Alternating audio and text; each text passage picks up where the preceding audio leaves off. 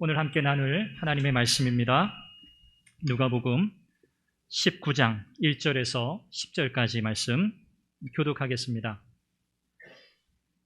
누가복음 19장 1절에서 10절 제가 먼저 읽고요. 마지막 절은 함께 읽겠습니다. 예수께서 여리고로 들어가 나가시더라.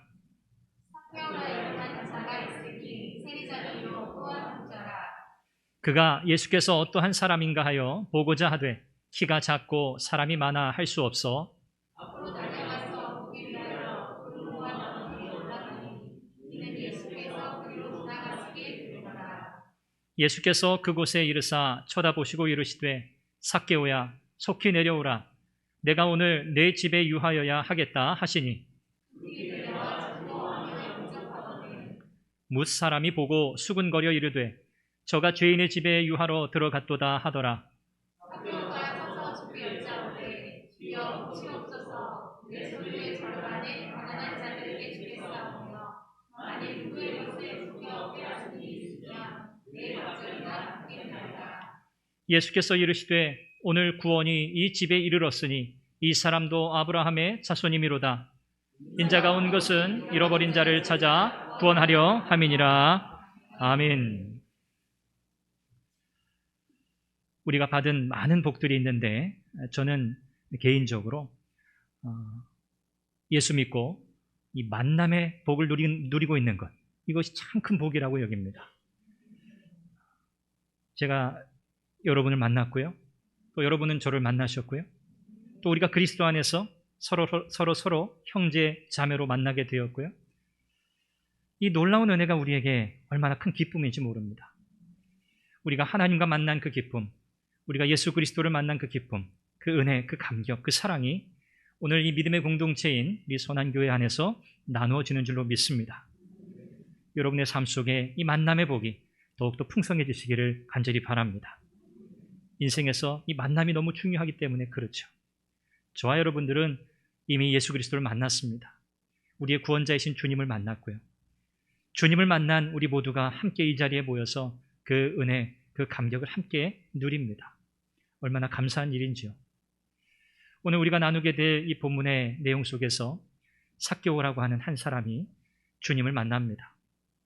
주님을 만난 그 결과 그의 인생은 180도 완전히 변하게 되죠. 주님을 만나지 못했다면 그의 인생에 그런 변화가 있을 수 있었을까? 불가능했을 겁니다. 오늘 주님께서 이 삭개오를 만나주시는 이 장면을 통해서 우리 주님께서 이 세상에 오신 목적이 무엇인가? 그리고 예수님을 영접한 그 한 사람의 이 그리스도인, 한 사람의 신앙인의 삶이 과연 어떠한 삶으로 변화되어야 하는가라는 그 내용들을 말씀을 통해서 살펴보려고 합니다. 이 삭개오 이야기는 우리가 너무나 잘 알고 있는 이야기입니다. 이 삭개오 관련된 이 말씀은 누가복음에만 기록이 되어 있어요. 다른 복음서에는 기록되어 있지 않습니다. 삭개오 이야기의 목적은 분명합니다. 예수님이 세상에 오신 목적이 무엇인가? 그것을 명확하게 보여주는 사건입니다. 결론은 이겁니다. 예수님은 이 세상에 잃어버린 자를 찾아 구원하기 위해 오셨다는 겁니다. 이것이 예수님이 세상에 오신 목적이라고 오늘 말씀 10절은 분명하게 이야기합니다. 우리가 누가복음 15장에서 이미 살펴보았었죠. 예수님께서 세상에 오신 목적이 무엇인가 우리는 이미 알고 있습니다. 잃어버린 한 마리 양을 찾는 목자의 비유, 또 한 드라크마를 찾는 여인의 비유, 또 잃어버린 아들을 찾는 아버지의 비유, 이 모든 것들이 예수님이 이 세상에 오신 목적이 무엇인지를 분명히 보여주는 내용들이었습니다. 오늘 예수님께서는 제자들에게 예수님께서 담당하셔야 할 십자가, 그 구속의 사역을 제자들에게 말씀하십니다. 예수님이 고난받으셔야 하고 예수님이 십자가를 지셔야 하고 또 돌아가셔야 한다는 그 사실, 그리고 죽으신 뒤에 다시 부활하셔야 한다는 그 사실을 제자들에게 18장 31절 33절에서 말씀하고 계십니다.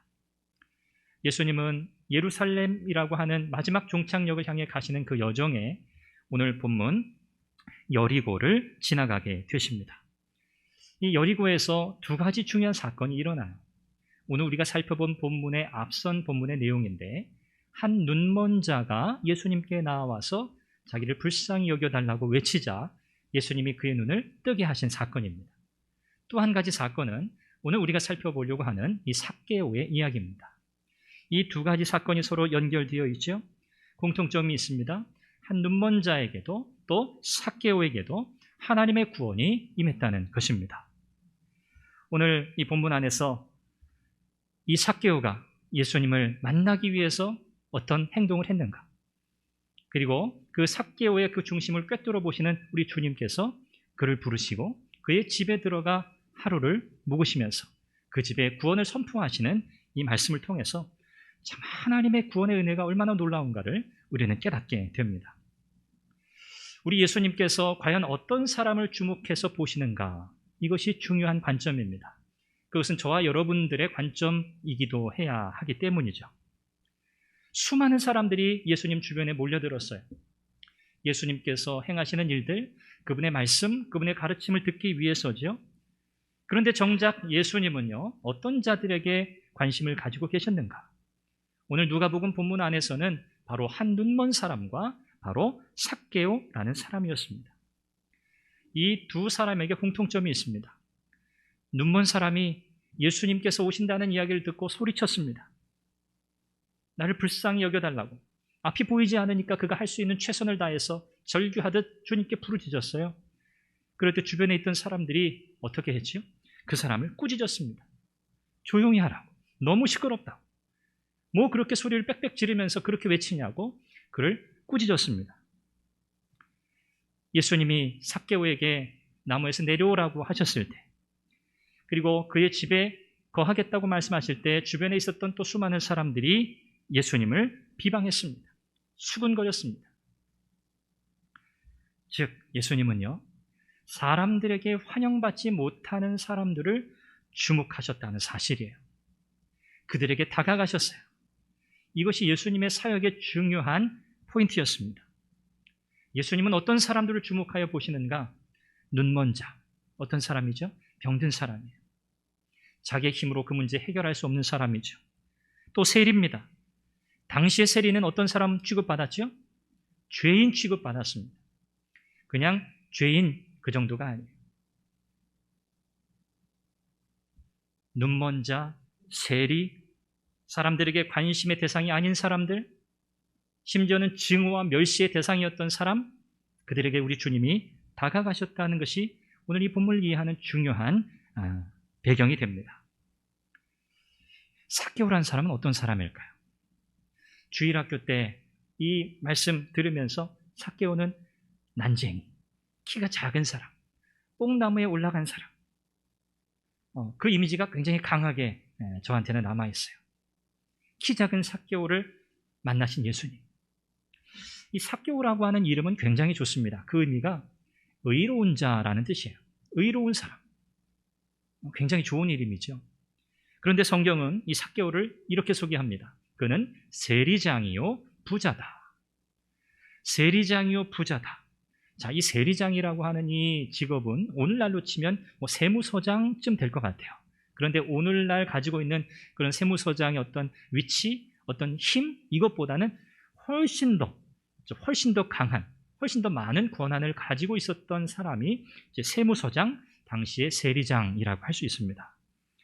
이 세리장은 로마라고 하는 큰 이 로마 제국의 공무원인 셈이죠. 로마 제국에 의해서 세워진 사람이에요. 그러니까 이 정부를 뒤에 업고 갑 중에 갑으로 군림하던 직업군들, 그들이 바로 세리예요. 그리고 그 중에 삭개오는 세리장이었어요. 이 정부의 힘을 뒤에 가지고 있으니 얼마나 불법을 행하기 좋았겠습니까? 거두어야 할 세금 그 이상의 것들을 거두어서 그들은 부정적인 방법으로 부를 축적했어요. 그러니까 이 세리라고 하는 사람들을 백성들이 좋아할 리가 없죠. 우리의 고혈을 빨아먹는 자. 그래서 당시 세리는요, 이 뭇 사람들에게 그 직업 때문에, 세리라고 하는 그 직업 때문에 아주 멸시, 천대를 받던 사람들이에요. 사람들에게는 전혀 인기가 없어요. 사람들에게는 벌레 취급받던 사람들이 바로 세리장이었습니다. 얼마나 이 세리를 증오하고 미워했는지 몰라요. 예수님께서 삭개오를 만나시기 전에 눈먼 자를 고치셨잖아요. 눈먼 자를 고치실 때 사람들이 예수님 뒤를 따라오면서 예수님을 찬양했어요. 예수님께서 행하신 놀라운 기적을 바라보면서 야, 이분 대단한 분이구나. 예수님을 향한 그 마음이 사람들의 마음속에서 막 불일 듯 일어났습니다. 긴 행렬이 이어졌죠. 그리고 그 긴 행렬이 바로 오늘 본문의 주인공인 이 삭개오라고 하는 사람의 집 앞까지 이어지게 됩니다. 웅성웅성웅성 시끌시끌벅적 땅이 울렸을지도 모르겠어요. 막 찬양하는 소리, 사람들의 막 이런저런 소리들이 웅성웅성했겠죠. 삭개오는 과연 이게 무슨 일인가 생각했을 거예요. 그리고 예수님이란 분이 마을로 들어오고 계시다는 소식을 듣고 삭개오는 예수님을 보고 싶었습니다. 궁금했어요. 도대체 저분이 누구지? 누구시길래 많은 사람들이 그렇게 줄을 지어 저분을 따라가면서 그렇게 찬양하고 환호하고 그러고 있는 걸까? 삭개오는 이 예수님이 정말 궁금했어요. 그런데 키가 작았어요. 무리 틈에 끼어서는 예수님을 제대로 볼 수 없었다는 거죠. 키가 작은 이 삭개오는 예수님을 보고자 하는 그 간절한 열망, 그 하나 때문에 어린아이와 같이 행동해요. 예수님을 볼 수 있는 방법은 한 가지밖에 없어요. 예수님이 걸어가시는 그 동선을 딱 파악해서 그것보다 먼저 앞서 가는 거예요. 그런데 키가 작기 때문에 또 무리 틈에 묻힐 테니 어떻게 해야 돼요? 나무 위로 올라가는 거예요. 그래서 뽕나무라고 불리는 돌감람나무, 뽕나무 위에 삭개오가 올라갑니다. 한 눈먼 자가 예수님 나를 불쌍히 여겨주세요 라고 간절하게 외쳤던 그 간절한 심정이 나무를 오르는 이 삭개오의 마음이었어요. 삭개오의 최대 소원은 뭐였습니까? 예수님을 보는 거예요. 예수님이 어떤 분인지 확인하는 거예요. 아마 이 삭개오는 예수님이 어떻게 생긴 분인가 그 얼굴이라도 한번 보면 좋겠다 그 정도였을 것 같아요. 제가 볼 땐 그래요. 궁금한 거예요. 예수란 분이 어떻게 생겼나? 그분 얼굴이라도 이목구비라도 한번 내가 보면 좋겠다. 본문에서 삭개오가 예수님을 만나고자 나무 위에 올라간 이 행위를 가리켜서 그가 하나님의 구원을 간절히 열망했다든지 예수님을 만나서 정말 구원의 은혜를 받기를 원했다든지 그런 의미는 본문 안에 전혀 없어요. 만약에 그런 열망이 있었다고 해도요, 당시 백성들로부터 죄인 취급받던 이 삭개오였기 때문에 감히 자기의 정체를 드러내고 예수님 앞에 나아가 나를 좀 구원해 주세요 라고 말할 그럴 용기가 사실 삭개오에게는 없었을 겁니다. 자, 삭개오가 나무 위로 올라갔어요. 예수님이 그 나무 아래로 지나가시기를 기다리고 있습니다. 자, 드디어 예수님께서 그 나무 아래 당도하셨어요. 삭개오의 심장이 콩닥콩닥콩닥 했겠죠. 야, 드디어 예수란 분을 내가 보게 되는구나. 자, 그런데 예수님은 삭개오가 생각했던 것과 다른, 그의 기대와 다른, 그의 생각을 뛰어넘는 행동을 우리 예수님께서 하세요. 가던 걸음을 멈추셨어요. 삭개오가 바로 그 나무 위에 올라가 있어요. 바로 그 아래 우리 주님이 걸음을 멈추시고 고개를 드셨어요. 여러분 고개를 들어보세요. 삭개오가 보이세요? 예수님께서 걸음을 멈추시고 고개를 들어 나무 위에 올라가 있는 삭개오를 쳐다보셨어요. 그리고 한 번도 만난 적이 없는 그에게 삭개오야, 어서 내려와라. 오늘 내가 너의 집에 유해야겠다 라고 말씀하세요. 깜짝 놀랄 일이죠. 삭개오가 깜짝 놀랄 일이에요. 왜요? 난 저분을 한 번도 본 적이 없는데 저분이 어떻게 내 이름을 알고 계시지?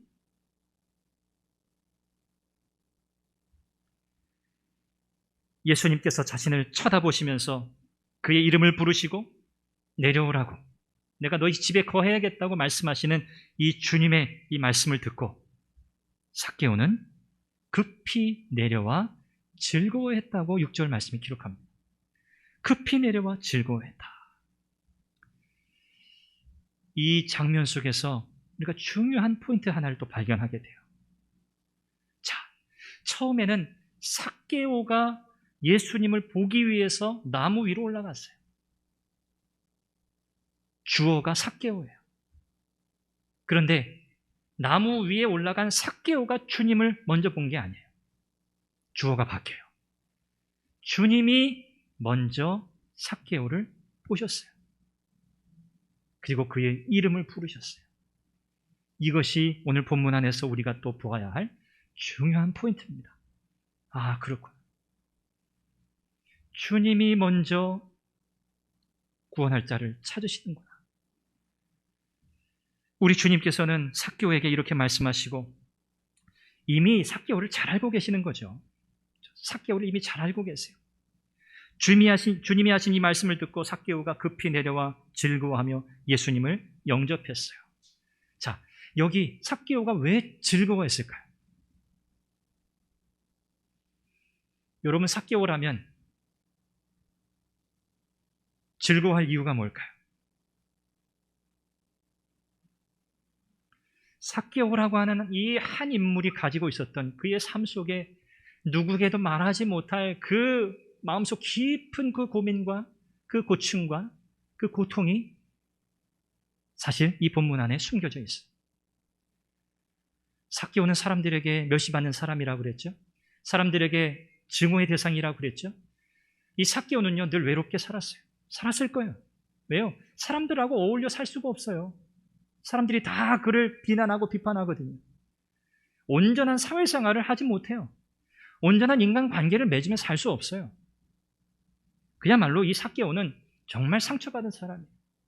그 상처의 깊이가 너무 깊고 깊은 사람이에요. 그나마 그 상처를 덮고 그래도 살아갈 수 있게 한 유일한 근거는 그가 부자였다는 사실 때문이에요. 이 부자는 상상할 수 없는 부자, 그런 뜻입니다. 당시의 모든 일반적인 백성들이 살아갈 수 있는 그런 경제적 수준을 상당히 초월한 수준의 부자를 가리키는 표현이에요. 그에게 물질이 없었다면 그는 그의 낮은 자존감, 그 깊은 상처를 이겨내며 살 수 없었을 거예요. 그러니까 이 물질, 이 돈이 이 삭개오한테는 대단한 힘이었던 거죠. 삭개오라고 하는 이 사람 마음속에 깊이 담겨 있었던 이 슬픔과 이 고통, 이것을 주님은 아셨어요. 지금까지 그 누구도 자기의 이름을 불러준 사람이 없어요. 저 세리, 저 멸시할 세리, 우리의 세금을 뜯어먹는 저 세리, 저 나쁜 놈, 저 죄인, 늘 그는 그렇게 불렸을 거예요. 그런데 주님이 그의 이름을 불러주셨어요. 삭개오야. 여러분, 주님께서 여러분의 이름을 부르신 그날을 기억하십니까? 주님께서 자기의 이름을 부르는 그 음성을 듣는 순간 삭개오의 마음속에 있었던 그 사랑에 대한 갈급함, 자기의 존재를 알아주는 이 예수님에 대한 그 감사, 그리고 자신이 얼마나 사람들로부터 증오와 멸시의 대상인 죄인인가에 대한 자기인식이 동시에 일어나기 시작한 거예요. 진정한 구원자를 갈망하고 있던 이 삭개오, 바로 주님의 부르심 앞에 삭개오는 야, 이제 드디어 내가 살 길이 열렸구나. 이제 나는 죄에서 자유롭게 되고 이제는 나는 참으로 참된 구원의 은혜를 누릴 수 있겠구나. 이것이 삭개오의 기쁨의 이유였습니다. 그런데 사람들은요, 그렇게 보지 않아요. 수근수근거리기 시작합니다. 아니, 예수님이 우리 모두 다 아는 저 죄인, 저 세리장, 저 삭개오의 이름을 부르시고 그의 집에 들어가서 하룻밤 묵겠다고? 사람들은 이해할 수 없었어요. 사람들은 예수님을 비난하기 시작해요. 어떻게 예수님은 선지자 아닙니까? 어떻게 예수님 같은 분이 모든 백성의 죄인인 저 세리, 특별히 저 세리장 삭개오의 집에 들어가 그와 교제할 수 있겠습니까? 그러면 안 되죠, 예수님. 이렇게 비난하는 거예요. 그러나 하나님의 구원의 계획은 멈춰지지 않죠. 예수님은 삭개오의 집에 들어가십니다. 집에 들어가 머문다는 것이 오늘 본문 안에서는 굉장히 중요한 핵심이에요. 집에 들어간다는 것은 그냥 날이 어두워졌으니까 어디 좀 묵을 때라도 들어가자, 그래서 들어간 게 아니에요. 예수님이 삭개오의 집에 들어가셨다? 그의 집에 머문다? 이것은 이런 뜻이에요. 하나님께서 삭개오를 하나님의 자녀로 받아들이신다는 뜻이에요. 구원의 표시입니다. 구원의 표시예요. 내가 오늘 너의 집에 들어가 유하겠다. 하나님께서 오늘 너에게 구원의 은혜를 베푸신다, 그 뜻이에요. 이미 우리가 누가복음 5장에서 예수님께서 많은 세리들과 함께 식사하시고 함께 만찬을 나누셨던 그 장면을 우리가 이미 알고 있어요. 당시에도 그렇죠? 이 모습을 보고 비난하고 비판하는 자들이 여전히 있었어요. 그런데 예수님께서 세리들과 함께 교제하고 그들과 식사하셨다고 하는 그 사실은 하나님께서 그들에게 구원의 은총을 주신다는 상징적 표시였어요. 그리고 장차 그들이 영원한 하나님 나라에 참여하고 영원한 하나님 나라의 그 축제에, 그 만찬에 참여하게 될 것이라고 하는 그 구원을 선포하는 예표적인 사건이었어요. 오늘 삭개오의 사건도 마찬가지입니다. 여기서 놀라운 것을 보게 돼요. 삭개오는 예수님을 전에 만난 적이 없어요. 예수님이 어떤 분이시라는 거 정보 전혀 없어요. 그저 지금 오늘 이 본문 안에 이 장면에서 처음 예수님을 만났어요. 그가 예수님을 만나서 자기의 죄를 인정하고 회개했다는 말씀도 오늘 본문에는 전혀 없어요. 나무 위에 올라가 있던 삭개오가 예수님의 얼굴을 보고 나 예수님 믿을게요 라고 한 적도 없어요. 자, 그런데 하나님의 구원이 그에게 어떻게 이릅니까? 삭개오를 먼저 하나님의 자녀로 받아주셨어요. 아무 조건 없이. 아무 조건이 없어요. 그냥 무조건이에요. 오늘 너희 집에 거하야겠다. 오늘 너는 하나님의 자녀가 되었다. 그냥 구원을 선포하신 거예요. 여기에 하나님의 구원이 우리에게 어떻게 이르는가? 그 구원의 본질이 담겨 있어요. 구원은요, 인간의 어떤 자격이나 어떤 의로움으로 되지 않는다는 사실이죠. 오직 하나님의 주권이고요, 오직 하나님의 은혜로만 되어지는 일이라는 사실을 오늘 본문은 우리에게 다시 한번 명확하게 보여줍니다. 오늘 저와 여러분들에게 이른 하나님의 구원의 은총이 우리에게 어떻게 주어졌습니까? 조건이 맞았어요? 오늘 여러분들 가운데 하나님 앞에 구원받을 만한 조건을 가지고 구원받은 분 계십니까? 없어요. 아무도 없습니다. 오직 하나님의 은혜죠. 우리는 오직 하나님의 은혜로 구원받았어요. 아멘은 크게 하셔도 괜찮아요.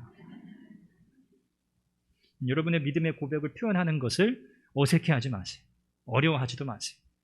내가 아멘 크게 하면 옆에 집사님이 왜 이렇게 크게 했냐고 그런 이야기 들어도 괜찮아요.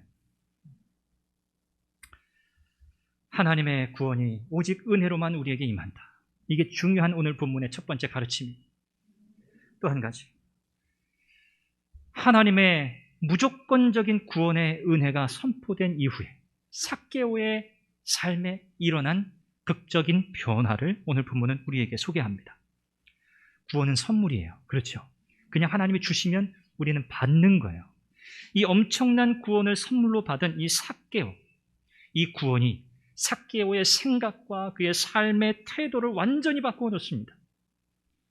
그가 180도로 바뀌었다. 그래서 하나님이 그에게 그런 변화된 모습을 보시고 구원을 허락하셨다? 그게 아니에요. 그가 변화되기도 이전에 하나님의 구원이 그에게 선포됐어요. 그가 상상할 수 없었던 이 구원을 하나님이 그에게 선물로 주셨기 때문에 그 결과 즉각적으로 그의 삶에 변화가 일어난 겁니다. 하나님의 구원이 우리에게 임하는 순간 우리에게 뭐가 일어난다고요? 변화가 일어난다는 거예요. 변화가 일어나요.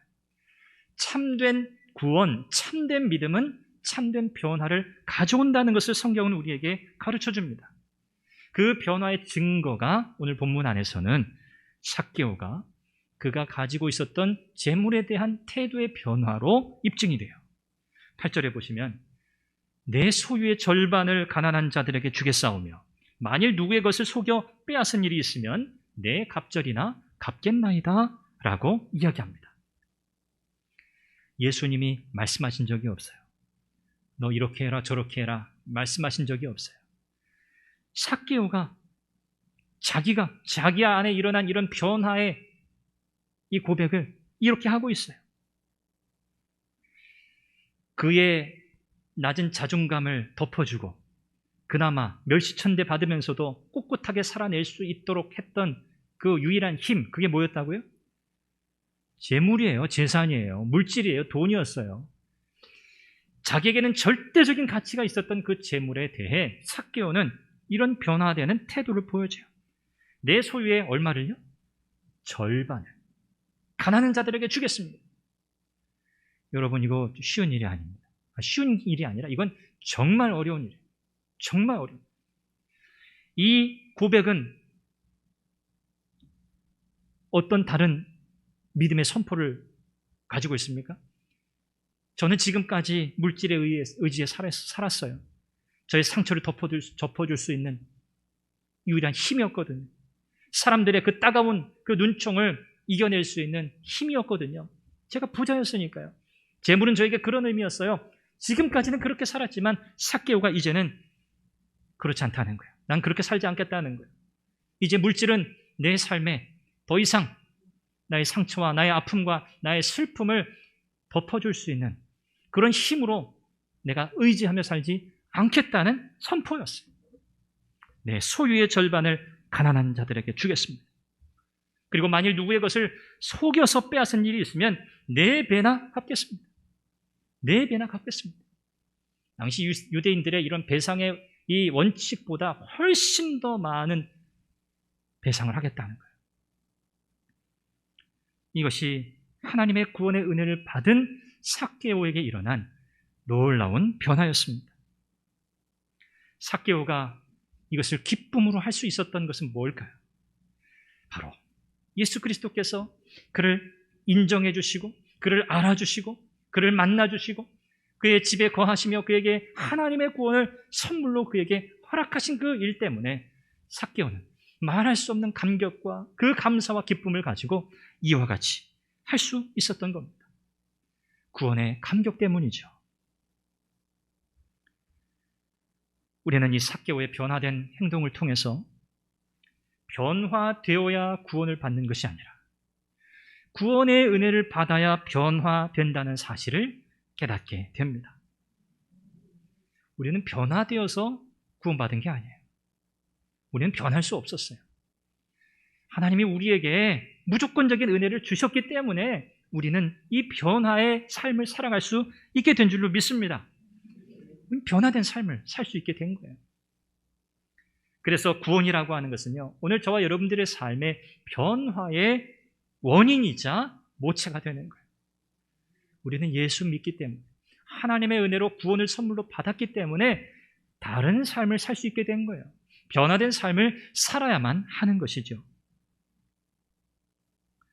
예수님께서 용서하시고 하나님의 구원을 선물로 베푸신 사람 중에 변화되지 않은 사람은 한 사람도 없어요. 한 사람도 없어요. 누가복음 5장의 세리 마태, 죄 많은 7장에 나오는 죄 많은 여인, 8장에 나오는 많은 귀신 들렸던 청년, 우리 주님께서 무조건적으로 그들을 용서하셨어요. 그들의 삶은 변화됐어요. 반면에 당시 종교 지도자들은 어떻습니까? 그들은 구원받을 만한 자격이 있어야 하나님이 구원하신다 생각했어요. 그래서 그들은 스스로를 우리는 자격이 된 사람, 그렇게 여겼잖아요. 그들은 예수님을 만났어요. 그런데 구원이 하나님의 은혜의 선물로 주어진다는 사실을 알지 못했어요. 그렇기 때문에 예수님을 만났지만 예수님과의 만남이 삶의 변화로 이어진 것이 아니라 예수님을 향한 원망과 불평으로 이어졌던 거죠. 오늘 믿음의 공동체인 이 교회, 하나님의 값없는 은혜와 사랑을 힘입은 한 분 한 분이 모여 있는 곳이죠. 그렇기 때문에 이 교회에는요, 나올 수 있는 사람이 따로 있고 나오면 안 되는 사람이 따로 있는 게 아니에요.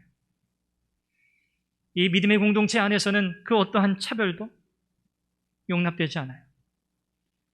환경에 의해서, 교육 수준에 의해서, 생활 수준에 의해서 교회 안에 어떠한 차별도 존재해서는 안 돼요.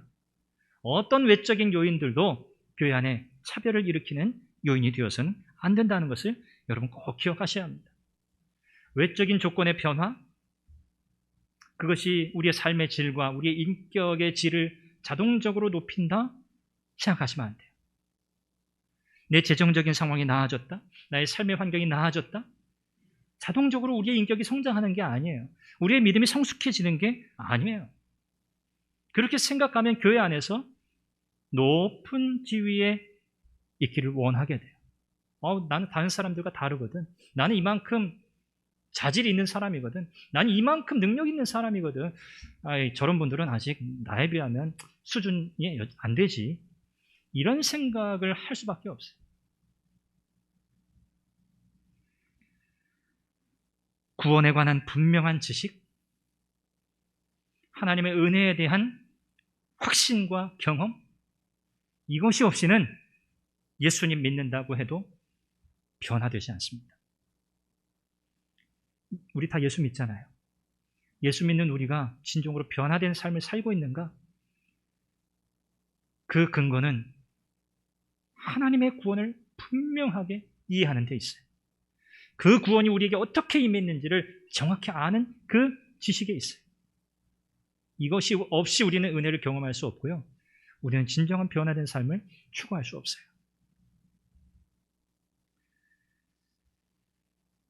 오늘 10절 마지막에 보니까 오늘 구원이 이 집에 이르렀으니 이 사람도 아브라함의 자손이라.